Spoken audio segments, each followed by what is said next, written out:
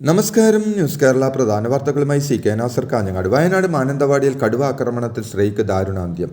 വനം വകുപ്പ് താൽക്കാലിക വാച്ചർ അച്ചപ്പൻ്റെ ഭാര്യ രാധ 45 കടുവ കടിച്ചു കൊന്നത്.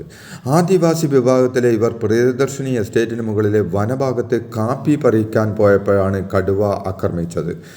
തണ്ടർബോൾട്ട് സംഘമാണ് മൃതദേഹം ആദ്യം കണ്ടത്. വയനാട് പഞ്ചാരക്കൊല്ലി പ്രദേശത്ത് കടുവാക്രമണത്തിൽ ആദിവാസി സ്ത്രീ കൊല്ലപ്പെടാനുണ്ടായ സംഭവത്തിൽ കടുവയെ വെടിവെച്ചു കൊല്ലാൻ നിർദ്ദേശിച്ച് വനം മന്ത്രി K Sasidharan. Chief wild life warden ഉത്തരവ് പുറപ്പെടുവിച്ചു. സംഭവം നടന്ന പ്രദേശത്തും വയനാട് ജില്ലയിൽ വനത്തോട് ചേർന്ന പ്രദേശങ്ങളിലും ജാഗ്രത പുലർത്താനും ആവശ്യമായ ദ്രുതകർമ്മസേനയെ വിനിയോഗിക്കാനും മന്ത്രി നിർദ്ദേശം നൽകി. വയനാട്ടിൽ കടുവയുടെ ആക്രമണത്തിൽ സ്ത്രീ കൊല്ലപ്പെട്ടതിനെ തുടർന്ന് സംഭവ സ്ഥലത്ത് സംഘർഷാവസ്ഥ. പ്രദേശവാസികൾ വനം വകുപ്പിനെതിരെ വലിയ പ്രതിഷേധമാണ് ഉയർത്തുന്നത്. മന്ത്രി OR കേളു സംഭവ സ്ഥലത്ത് എത്തിയിട്ടുണ്ട്. മന്ത്രിക്കെതിരെയും ജനരോഷമുയർന്നു. പ്രശ്നത്തിന് ശാശ്വത പരിഹാരം വേണമെന്നും നാട്ടുകാർ ആവശ്യപ്പെട്ടു. വയനാട് മാനന്തവാടി പഞ്ചാരക്കൊല്ലിയിൽ സ്ത്രീയെ കടിച്ചുകൊന്ന നരഭോജി കടുവയെ പിടികൂടാൻ സർവ്വസന്നാഹങ്ങളുമായി വനം വകുപ്പ്. കടുവ പ്രദേശത്ത് തന്നെ തുടരാൻ സാധ്യതയുള്ളതിനാൽ പഞ്ചാരക്കൊല്ലി ഉൾപ്പെടുന്ന ഡിവിഷനിൽ ജില്ലാ കളക്ടർ നിരോധനാജ്ഞ പ്രഖ്യാപിച്ചു. ഇന്നലെ മുതൽ 27 വരെയാണ് നിരോധനാജ്ഞ. പ്രദേശത്ത് നിരോധനാജ്ഞ ലംഘിക്കുന്നവർക്കെതിരെ നടപടിയെടുക്കും. കടുവയെ തെരയുന്നതിനായി ക്യാമറ ട്രാപ്പുകളും കൂടുകളും വനംവകുപ്പ് സ്ഥാപിച്ചു. ഡ്രോണുകൾ ഉപയോഗിച്ചുള്ള പരിശോധനയും ആരംഭിച്ചിട്ടുണ്ട്. അതേസമയം കടുവയുടെ ആക്രമണത്തിൽ രാധ എന്ന 45 കൊല്ലപ്പെട്ടതിൽ പ്രതിഷേധിച്ച് UDF ഇന്ന് മാനന്തവാടി മുനിസിപ്പാലിറ്റി പരിധിയിൽ ഹർത്താൽ ആചരിക്കും.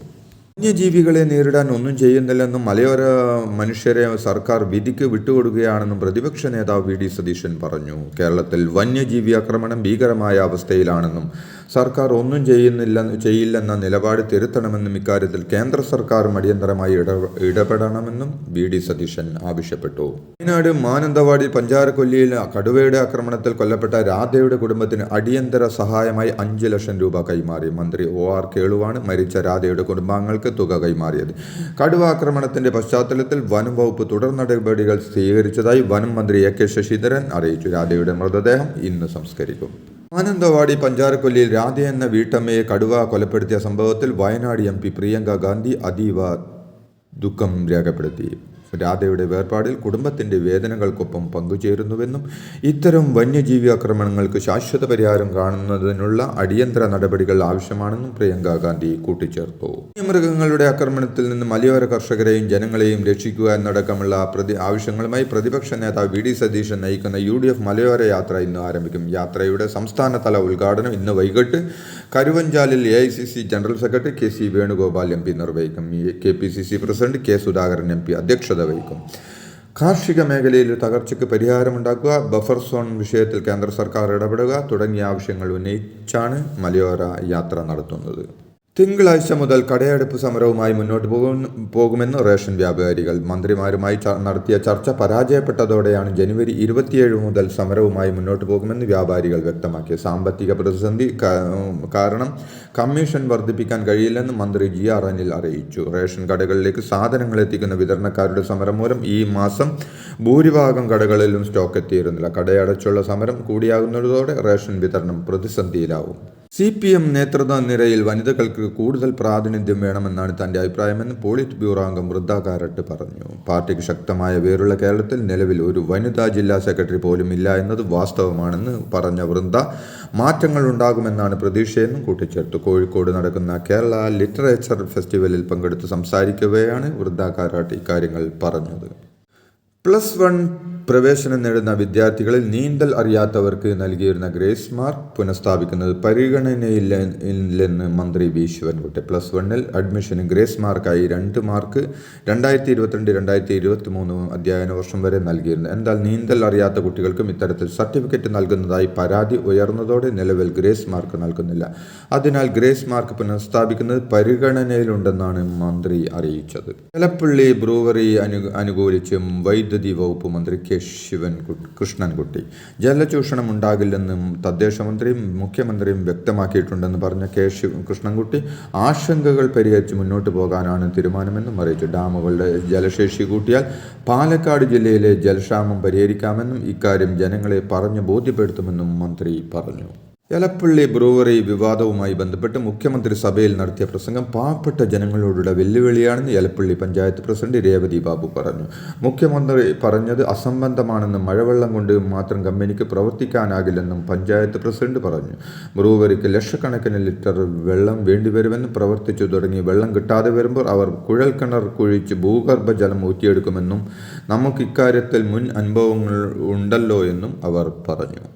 കോവിഡ് കാലത്തെ അഴിമതിയെ സംബന്ധിച്ചും പാലക്കാട് ബ്രൂവറി അനുമതിയുമായി ബന്ധപ്പെട്ട വിഷയത്തിലും നിയമസഭയിലും പുറത്തും യാതൊരു ലജ്ജയുമില്ലാതെ അഴിമതിയെ ന്യായീകരിക്കുന്ന സമീപനമാണ് മുഖ്യമന്ത്രി സ്വീകരിച്ചതെന്ന് BJP സംസ്ഥാന അധ്യക്ഷൻ K. സുരേന്ദ്രൻ പറഞ്ഞു.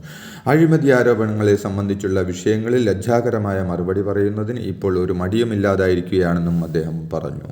DGP MR അജിത് കുമാറിനെതിരായ ആരോപണങ്ങളുമായി ബന്ധപ്പെട്ട അന്വേഷണത്തിൽ കൂടുതൽ സമയം തേടി വിജിലൻസ്. കൂടുതൽ സാക്ഷികളുടെ മൊഴി രേഖപ്പെടുത്തുന്നതിനുള്ളതിനാൽ 2 മാസം കൂടി സമയമാണ് വിജിലൻസ് ആവശ്യപ്പെട്ടത്. അനധികൃത സ്വത്ത് സമ്പാദനത്തിലാണ് വിജിലൻസ് അന്വേഷണം. മാർച്ച് 25 കേസ് വീണ്ടും പരിഗണിക്കും. ആലുവയിലെ 11 ഏക്കർ പാട്ടഭൂമി നിയമവിരുദ്ധമായി പോക്കുവരവ് നടത്തി കൈവശപ്പെടുത്തിയെന്ന ആരോപണത്തിൽ PV അൻവറിനെതിരെ ആഭ്യന്തര അഡീഷണൽ ചീഫ് സെക്രട്ടറിയുടെ നിർദ്ദേശപ്രകാരം വിശദമായ അന്വേഷണത്തിന് വിജിലൻസ് ഡയറക്ടർ നിർദ്ദേശിച്ചു. ആദ്യ നടപടിയായി പാട്ടഭൂമിയിലെ കെട്ടിടത്തിന്റെ വിശദാംശങ്ങൾ തേടി എറണാകുളം എടത്തല പഞ്ചായത്തിന് കത്തയച്ചു. ബുധനാഴ്ച കിട്ടിയ കത്തിന് അന്ന് തന്നെ പഞ്ചായത്ത് മറുപടി നൽകിയെന്നാണ് വിവരം. PP ദിവ്യക്കെതിരെ കൂടുതൽ ആരോപണവുമായി KSU സംസ്ഥാന വൈസ് പ്രസിഡന്റ് മുഹമ്മദ് ഷമ്മാസ്. ജില്ലാ നിർമ്മിതി കേന്ദ്രയ്ക്ക് ജില്ലാ പഞ്ചായത്ത് കരാറുകൾ നൽകിയതിൽ ദുരൂഹതയുണ്ടെന്ന് മുഹമ്മദ് ഷമ്മാസ് ആരോപിച്ചു. ദിവ്യയുടെ ഭർത്താവ് സർക്കാർ ഉദ്യോഗസ്ഥനാണെങ്കിൽ ഭൂമി രേഖയിൽ കൃഷിയാണ് വരുമാന മാർഗം എന്നാണ് രേഖപ്പെടുത്തിയിട്ടുള്ളതെന്നും ദിവ്യക്കെതിരെ വിജിലൻസിൽ പരാതി നൽകുമെന്നും മുഹമ്മദ് ഷമ്മാസ് വ്യക്തമാക്കി. തിരൂരിൽ നിന്ന് നിലമ്പൂരിലേക്ക് മെട്രോ വേണമെന്ന ആവശ്യത്തെ മുഖ്യമന്ത്രി പിണറായി വിജയൻ പരിഹസിച്ച് മനോവിഷമം ഉണ്ടാക്കിയെന്ന് തിരൂർ MLA കുറുക്കോളി മൈദൻ. നാടിൻ്റെ ആവശ്യം താനല്ലാതെ ആര് പറയുമെന്നാണ് MLA ചോദിച്ചു. ട്രോളുകൾ എന്തൊക്കെയുണ്ടായാലും ആവശ്യത്തിൽ നിന്ന് പിന്നോട്ടില്ലെന്നും മൊയ്തീൻ പറഞ്ഞു. നിർമ്മാതാവും നടിയുമായ സാന്ദ്ര തോമസിന്റെ പരാതിയിൽ സംവിധായകൻ B. ഉണ്ണികൃഷ്ണനെതിരെ പോലീസ് കേസെടുത്തു. നിർമ്മാതാവ് ആൻഡോ ജോസഫാണ് കേസിൽ 2ാം പ്രതി. ഹേമ കമ്മിറ്റിക്ക് മുന്നിൽ മൊഴി നൽകിയതിന്റെ പേരിൽ B. ഉണ്ണികൃഷ്ണൻ വൈരാഗ്യം നടപടിയെടുത്തുവെന്നും സിനിമയിൽ നിന്ന് തന്നെ മാറ്റി നിർത്തിയെന്നും സാന്ദ്രയുടെ പരാതിയിലുണ്ട്. സാന്ദ്രയുടെ പരാതിയിൽ പ്രൊഡ്യൂസേഴ്സ് അസോസിയേഷൻ ഭാരവാഹികൾക്കെതിരെ പോലീസ് നേരത്തെ കേസെടുത്തതിന് പിന്നാലെ ചലച്ചിത്ര നിർമ്മാതാക്കളുടെ സംഘടനയിൽ നിന്നും സാന്ദ്രയെ പുറത്താക്കിയിരുന്നു. എന്നാൽ ഇതിനെതിരെ സാന്ദ്ര തോമസ് കോടതിയെ സമീപിക്കുകയായിരുന്നു. നെയും കൊണ്ട് കൂടെ വരാൻ പലതവണ ആവശ്യപ്പെട്ടിട്ടും തയ്യാറാകാത്തതുകൊണ്ടാണ് കഠിനംകുളം സ്വദേശി ആതിരയെ കൊലപ്പെടുത്തിയതെന്നാണ് പ്രതി ജോൺസന്റെ മൊഴി.